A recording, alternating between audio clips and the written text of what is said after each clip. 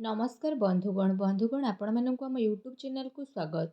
बंधुगण कहिबा 12 तारिख रु 18 तारिख पर्यंत समय रे आपणकर हेबो महापरिवर्तन। ए महापरिवर्तन आपणक अपेक्षारे रहिछि। कोन ए महापरिवर्तन आपणक पई सतरे शुभ फलदायी हेबो ना अशुभ फलदायी हेबो सब किछि पूरा वीडियो रे डिटेल्स रे कहिबा। तेणु वीडियो को लास्ट पर्यंत देखंतु। चैनल रे नुआ करी आस्थिले चैनल को सब्सक्राइब करि नेबा सह पाखरे आसुथुवा बेल आइकन को भी क्लिक कर दियंतु, जहा द्वारा एही परि वीडियो जेबे भी अपलोड हेबो तार नोटिफिकेशन आपनको सब बेले मिल जिवो। आ कमेंट बॉक्स रे हर हर महादेव बोली अवश्य लिखि दियंतु। तो जदि कहिबा ए समय अवधि रे किछि लोक माने आपणक काम रे मुंड लगेइबा पई चेष्टा करिवे। ता सहित जदि विशेष भाव रे कहिबा आपणक जीवन रे खुशीर परिवर्तन देखिबाकू मिलिबो। एमिति लोकंक ठारू दूरी रुहंतु जो माने सबु कथारे आपनको भड़केइबा पई चेष्टा करंती, नचेत आपण ही प्रोब्लेम रे पड़िबे। ए दुश्मन आउ केही नुह, आपणकर निज लोक ही अटंती। घरर सदस्य बा मित्र माने पड़ोशी माने मध्य होई पारंती। तेणु एमानक ठारू आपण विशेष रूप रे सावधान रुहंतु। आपणक अहित करिबारे केही जणे आपणकर करिपारे, जी आपणक जीवन रे केउठी ना केउठी तबाही मचीबा पई चेष्टा करिवो। आपणको यह चेष्टा करिबार अछि कि आपणकर माइंड जेपरि डाइवर्ट नै हो। आपण भल जिनिस कथा भाबिबे तो आपणको आदौ भी प्रॉब्लम हेबो नाही, डिप्रेशन को आपण जिबे नाही। एहा सहित जदि विशेष भाव रे कहिबा व्यापारिक जीवन आपणकर बहुत भल रहिबो। जदि हाली रे आपण नुआ व्यापार आरंभ करिसंती तो भी स्थिति आपणक पई बहुत ही भल रहिबो। कोनोसी भल स्कीम आपणक व्यापार रे अप्लाई करिवे, एहा द्वारा बहुत भल लाभ मिलिबो। ग्रहंकर भल पॉजिटिविटी मिलिबो। ता सहित आपणक व्यापार रे मध्य चार चांद लागि जिबे। हमर कथा जदि मानिबे कोनोसी व्यापार रे सेल लगांतु, स्थिति बहुत बढ़िया रहिबो। आपणक वैवाहिक जीवन रे टाइमिंग रे कटुता आसी पारे। आपण कटुता मध्य पार्टी रे आसी पारे, तेणु सावधान रुहंतु। आपणक परिवार विषय जदि केही किछि भूल भटका करिके कहिबे तो आपणको मध्य ताहा क्रोधित करिवो। तेणु सावधान रुहंतु। आपण बिंदास जीवन जीवा पई चेष्टा करंतु। ना कहा कथा शुणिबे, ना आपण मन दुखरे रहिबे। आ जिंदगी को भल बनिबा पई चेष्टा करंतु। चाकरी पेशा व्यक्ति को गोटे कथार खास ख्याल रखिबार रहिछि कि जहा हेउछि भल पई होउछि। केबे केबे सेमानंको पाखरे किछि पॉजिटिव आसी थाए तो किछि नेगेटिव आसी थाए, केबे भल होई थाए तो केबे खराब आसी थाए। तेणु भल समय रे खुशी रुहंतु, खराब समय को भी आपणै नियंतु। देखिबे स्थिति आपणको पई बहुत ही भल रहिबो। केबे आपणको ना लिस्ट को आसी थाए किंतु प्रमोशन आपणको मिली पारि न थाए, उत्थान पतनर स्थिति मध्य आसी थाए। किंतु भगवानंक ए परीक्षा रे आपण अत्यधिक क्रोधित हुंतु नाही।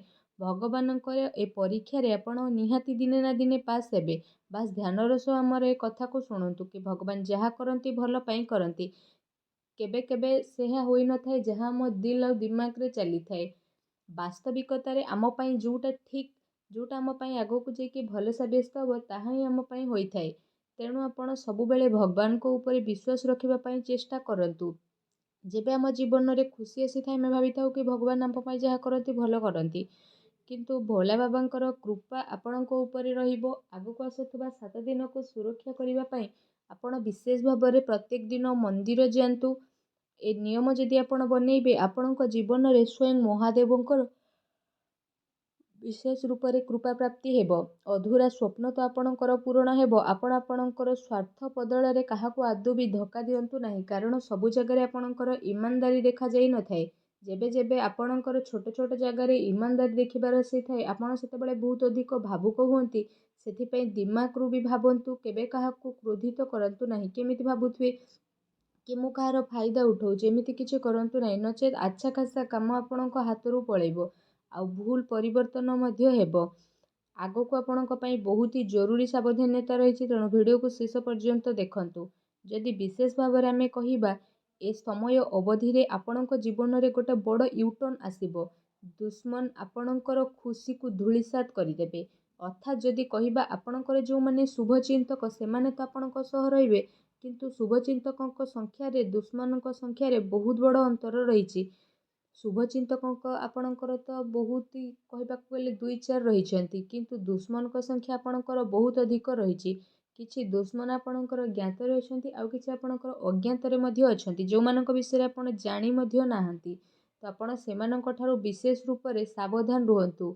गुप्त रूप रे आपणको काम रे से माने विघ्न डाली थांती। तेणु आपण विशेष रूप रे सब बेले सावधान रुहंतु। ସେମାନେ କେଉଁଠି ନା କେଉଁଠି ଆପଣଙ୍କୁ ପ୍ରୋବ୍ଲେମରେ ପକାଇବାକୁ ଚେଷ୍ଟା କରନ୍ତି ଆଉ ଆପଣ ଭୋଲାପନରେ ସେମାନଙ୍କ ପ୍ଲାନ୍ରେ ପଡ଼ିଯାଇଥାନ୍ତି ଆଉ ଆପଣଙ୍କୁ ପ୍ରୋବ୍ଲେମର ଫେସ୍ ମଧ୍ୟ କରିବାକୁ ପଡ଼େ। ତେଣୁ ଆପଣ ପ୍ରାୟ ଟାଇମ୍ରେ ସାବଧାନ ହୋଇ ରହିବା ପାଇଁ ଚେଷ୍ଟା କରନ୍ତୁ। ଏହା ସହିତ ଯଦି ବିଶେଷ ଭାବରେ କହିବା, ଆପଣ ଆପଣଙ୍କ ଦସ୍ତାବିଜକୁ ସମ୍ଭାଳିକି ରଖନ୍ତୁ। ନିଜ ଯୋଜନା ଅନ୍ୟ କାହାକୁ କୁହନ୍ତୁ ନାହିଁ। ପ୍ରତିଟି ସ୍ଥିତିରେ ଆପଣଙ୍କୁ ଫାଇଦା ହିଁ ଫାଇଦା ମିଳିବ। ତା ସହିତ ଚାକିରି ପେଶା ବ୍ୟକ୍ତିବିଶେଷଙ୍କ ପାଇଁ ସ୍ଥିତି ତ ବହୁତ ଭଲ ରହିବ। ତା ସହିତ ବିଜନେସ୍ ବାଲାଙ୍କ ପାଇଁ ସ୍ଥିତି ଭଲ ରହିବ। ଷ୍ଟୁଡେଣ୍ଟସ୍ଙ୍କ ପାଇଁ ଏ ସମୟ ଅବଧି ବହୁତ ଭଲ ରହିବ। ପାଠପଢ଼ାରେ ଆପଣଙ୍କର ବିଶେଷ ରୂପରେ ମନ ଲାଗିବ। ଦୂର ଯାତ୍ରା ମଧ୍ୟ ଆପଣ କରିପାରନ୍ତି। ବୈବାହିକ ଜୀବନର ସ୍ଥିତି ବିଷୟରେ ଯଦି କହିବା, ବହୁତ ହି ଭଲ ରହିବ। କିନ୍ତୁ ସାମ୍ନାବାଲାର ଭୁଲକୁ ଦେଖିବା ଆପଣଙ୍କୁ ହିଁ ଗୋଟେ ଭୁଲ ସାବ୍ୟସ୍ତ କରିଦେବ। ତେଣୁ ବାର ବାର ଅନ୍ୟର ଭୁଲକୁ ନେଇ ଦେଖି ନିଜର ଭୁଲ କ'ଣ ରହିଛି ତାକୁ ଦେଖିବା ପାଇଁ ଆପଣ ସର୍ବପ୍ରଥମେ ଚେଷ୍ଟା କରନ୍ତୁ। ଆପଣ ଚାହେଁ ଯେତେ ବି ଭଲ ହୁଅନ୍ତୁ ନା କାହିଁକି ଆପଣଙ୍କ ଦ୍ୱାରା ଭୁଲ ହୋଇଯାଆନ୍ତୁ। ଯଦି ଭୁଲ ହେଉଛି ତ ଭୁଲକୁ ମାନିବା ପାଇଁ ଆପଣ ଚେଷ୍ଟା କରନ୍ତୁ। ତେବେ ଯାଇ ଆପଣ ଦୁନିଆରେ ଆଗକୁ ବଢ଼ିପାରିବେ।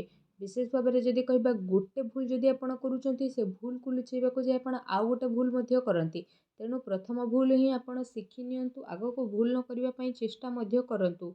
ଏହା ଜାଣନ୍ତୁ କି ଯାହା ହେଉଛି ଆମ ସହିତ ଭଲ ପାଇଁ ହୋଇଥାଏ। କେବେ କେବେ ଆମେ ମନକୁ ତସଲ୍ଲି ଦେଉ କି ଏମିତି ଆମ ସହ ହେବାର ନଥିଲା, କିନ୍ତୁ ବାସ୍ତବିକତାରେ ତାହା ହିଁ ଆମର ଭଲ ପାଇଁ ହିଁ ହୋଇଥାଏ। ଆଉ ଆମେ ସବୁବେଳେ ପ୍ରାକ୍ଟିକାଲି ଏହା ଭାବିବା ଦରକାର, ଇମୋସନାଲ ହେବା ଦରକାର ନାହିଁ। ଆମ ପାଇଁ ଯାହା ହେଉଛି ଭଗବାନ ଭଲ ପାଇଁ ହିଁ କରୁଛନ୍ତି। ତେଣୁ ସବୁବେଳେ ଭଗବାନଙ୍କର ଶୁକ୍ରିୟା ଅଦା କରନ୍ତୁ।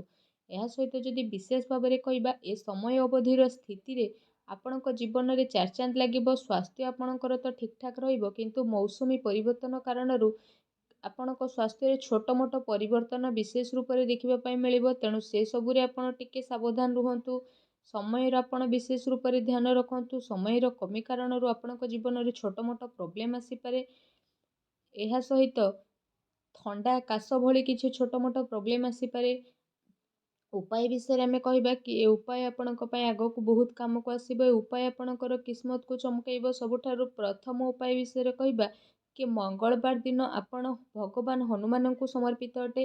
ତ ଏ ଦିନ ଭଗବାନ ହନୁମାନଙ୍କର ହନୁମାନ ଚାଳିଶାର ପାଠ କରନ୍ତୁ। ପାରୁଛନ୍ତି ତ ହନୁମାନ ମନ୍ଦିର ଯାଆନ୍ତୁ, ଗୋଟେ ଦୀପ ପ୍ରଜ୍ୱଳନ କରନ୍ତୁ। ସୋରିଷ ତେଲର ଦୀପଟିଏ ନେଇକି ହନୁମାନ ମନ୍ଦିରରେ ଆପଣ ପ୍ରଜ୍ୱଳନ କରନ୍ତୁ। ସେଥିରେ ଗୋଟେ ଲବଙ୍ଗ ପକାନ୍ତୁ ଆଉ ତାକୁ ଜଳାନ୍ତୁ।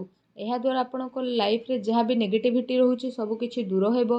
ଯେମିତି ମୁଁ ସବୁ ଭିଡ଼ିଓରେ ଆପଣଙ୍କୁ କହୁଛି, ତ ଆପଣମାନେ ହନୁମାନ ଚାଳିଶାର ପ୍ରତ୍ୟେହ ପାରୁଛନ୍ତି ତ ପାଠ କରନ୍ତୁ। ଆପଣଙ୍କ ଜୀବନରେ ବହୁତ ବଡ଼ ପରିବର୍ତ୍ତନ ହେବ। ଗୁରୁବାର ଦିନ ଆପଣ ଏ ଉପାୟ କରନ୍ତୁ କି ଗୁରୁବାର ଦିନ ଆପଣମାନେ ବିଶେଷ ଭାବରେ ଗୁରୁବାର ଦିନ କଦଳୀ ଗଛ ମୂଳରେ ହଳଦୀର ପାଣି ଅର୍ପଣ କରନ୍ତୁ। ତା ସହିତ ବିଶେଷ ଭାବରେ କଦଳୀ ଗଛର ପୂଜା ବି ମଧ୍ୟ ଆପଣ କରନ୍ତୁ। ଭଗବାନ ବିଷ୍ଣୁଙ୍କର ବାସ ହୋଇଥାଏ କଦଳୀ ଗଛରେ। ତେଣୁ ଆପଣ ଗୁରୁବାର ଦିନ ଯଦି ପୂଜା କରୁଛନ୍ତି ତ ଧନ ସମ୍ବନ୍ଧିତ ନିବାରଣ ତ ହୋଇଥାଏ। ତା ସହିତ ଆପଣଙ୍କ ବିବାହରେ ଯଦି ବିଳମ୍ବ ହେଉଛି ତ ସେଇ ସବୁ ପ୍ରୋବ୍ଲେମ୍ ମଧ୍ୟ ସବୁ ସରିଥାଏ। ତ ଆଶା କରୁଛି ଆଜିର ଭିଡ଼ିଓଟି ଆପଣଙ୍କୁ ଭଲ ଲାଗିଥିବ। ଭିଡ଼ିଓଟି ଭଲ ଲାଗିଥିଲେ ଭିଡ଼ିଓଟିକୁ ଲାଇକ୍ଟେ କରନ୍ତୁ। ଚ୍ୟାନେଲରେ ନୂଆ ଆସିଲେ ଚ୍ୟାନେଲକୁ ସବସ୍କ୍ରାଇବ୍ ମଧ୍ୟ କରନ୍ତୁ। ଧନ୍ୟବାଦ।